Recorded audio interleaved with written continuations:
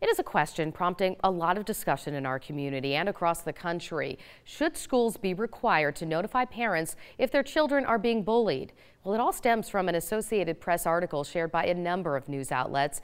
It tells the story of Jacob Terrace in New York. He took his own life after being bullied, and his parents say school leaders did not pass along that information they had. So the parents are now fighting for a law in New York that would require schools to alert parents when their children are being bullied. This had a lot of you talking on our social media pages last night. KREM 2's Rob Harris spoke to school district leaders here in our area to find out about their policies. Good morning, Rob. Good morning. Washington and Idaho are not among the 8 states that currently have requirements that schools notify parents if bullying is taking place. So, since there's no statewide standard, it falls to individual districts to craft their own policies. So, I reached out to Spokane Public Schools and the Coeur d'Alene School District to see what their protocols are. SPS told me they do have a policy of notifying parents whenever their child is involved with bullying. They say this is the best strategy because parents really are the key players in this arena. Coeur d'Alene School District told me the same thing. Their policy is to automatically notify parents if their child is being bullied. And this echoed what a lot of you were saying on our Facebook page yesterday. We were flooded with hundreds of comments.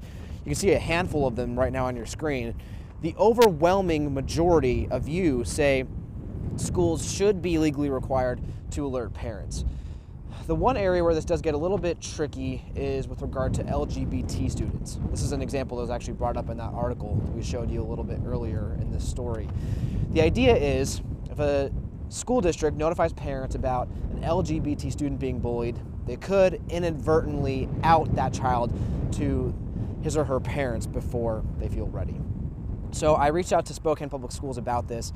I'm told that in this situation, they would probably have a meeting with that child beforehand with counselors, find out where that child is in his or her life, what the implications could be for notifying the parents about sexual orientation or gender identity, and if that would be a problem for the student, they could maybe craft a response that keeps that in mind. But I am told that Spokane Public Schools would still notify the parents about the bullying taking place, even if they don't touch on the sexual orientation or gender identity issue.